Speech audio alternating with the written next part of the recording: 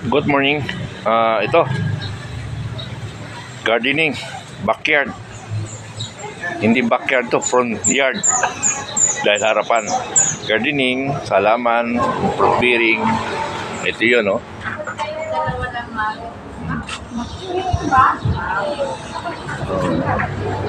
May rooftop gardening, may fruit bearing yun sa taas.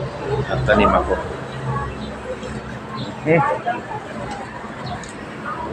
So, ito. Tatanim ako, tabi ng Marcos Highway.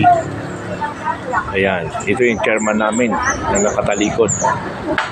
Marcos Highway.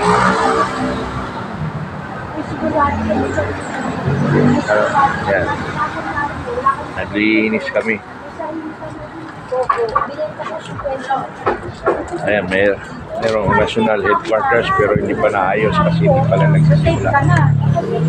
Okay. Mabuti naman ko naisip mo yun. So, yan yung aking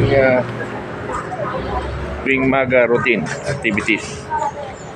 Yung garahe ko, ginawa kong taniman, no? Tingnan nyo. Didibangan ko.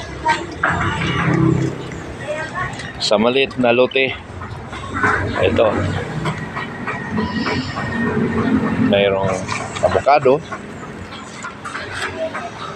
Mayroong papaya. Papaya. Tama, may papaya nga. Then may bayabas na malaki ang bunga. Ito rin mangga, malaki ang bunga nito.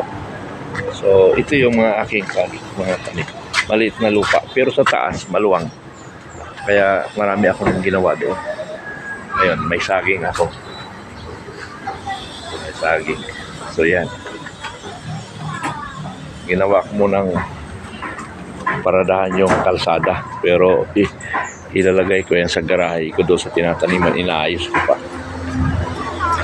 So, yan. No?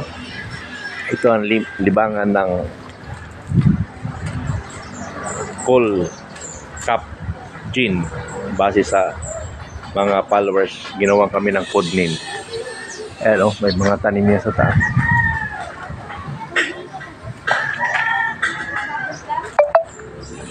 Cool cup gin as code name in Newbie Vloggers. Okay.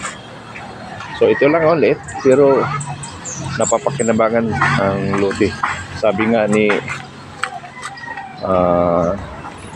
former Secretary Piñol, yung maliit na lote, gawin natin agriculture land. Hindi kinakailangan malaki ang lote.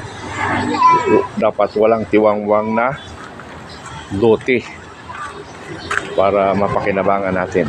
Okay? So yan.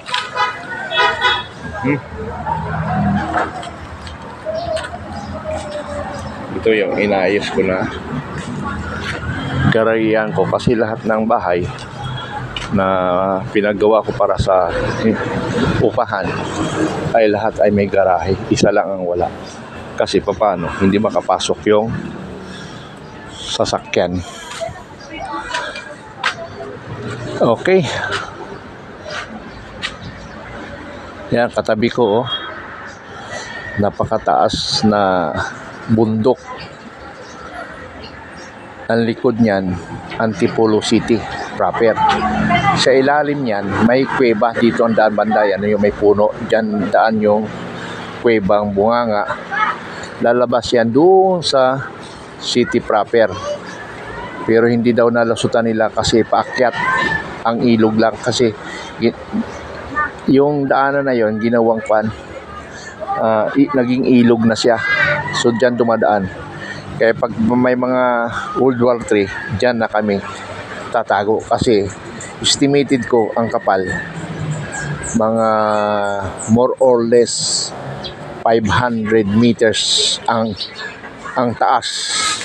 So hindi kayang sirain ng anumang bomba except yung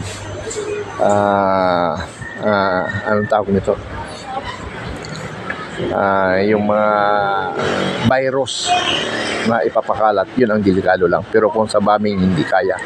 Okay, so much for that. Magandang umaga. tanghali, hapon sa lahat ng sulok ng Pilipinas.